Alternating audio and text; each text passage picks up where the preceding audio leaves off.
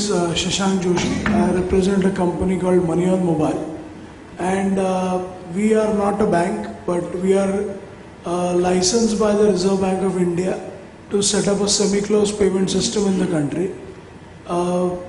Semi-closed payment system basically works like a transaction between a registered customer and registered merchant. So since morning we have been listening to digitization and digital India and all of that. Many of the people have a perception that when the feature phone becomes a smartphone, that is when the digital India has arrived. And I'm not of the opinion that is going to happen any soon. So I've been doing disruptive innovation on the SMS technology, because 70% of the phones in the country are based on SMS. They are feature phones. So the recent innovation that we did is we have launched money transfer through NPCI's service called IMPS on a text messaging platform. So the recipient, let's say my driver is sending money to his wife in UP or something like that. The recipient gets the money in less than 30 seconds. The service works 365 days, and hats off to NPCI for doing a fantastic job. So the technology will disrupt continuously and if we keep innovating, there will be benefits that we can look forward to. Now, Sir Aadhar, NPCI is working on a technology. Probably in couple of years we'll see that in reality in India. You will not need the person's banking details to send money. You just need his Aadhar number and the money is gone. So it will be simplified in such a way, and I'm very proud that India will be the country to lead the world into this kind of a disruptive innovation.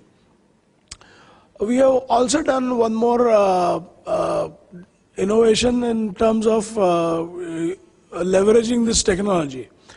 All of you have been aware that e-commerce is grown in a very big way in India. So earlier e-commerce had trust issues and a lot of other things, but now that has been overcome. So the likes of Flipkarts and Amazons and Snapdeal are all over the place. Now what is happening is there are about 60% PIN codes in India where the concept of cash on delivery is not allowed by the e-commerce site.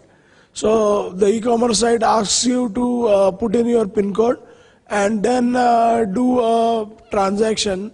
You will check the PIN code, they'll say that whether it is available or not. So 60% of the country, it is not available.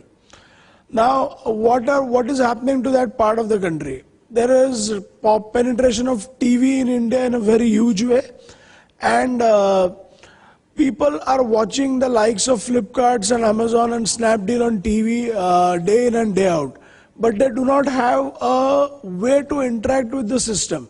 So we have gone ahead and we have done something whereas there is acceptance at the retail touch point, wherein the consumer can pay to the retailer in cash. The retailer uses a digital wallet to prepay the e-commerce site, and the product is shipped.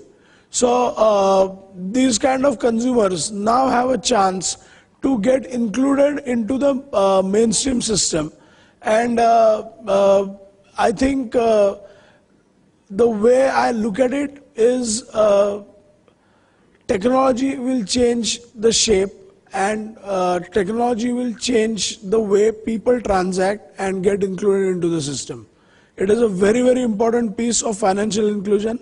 We are completely working with the unbanked. We work with about 265,000 retail outlets in the country, where our job is to convert cash into digital money and make it available for the consumer on his wallet to transact 24/7.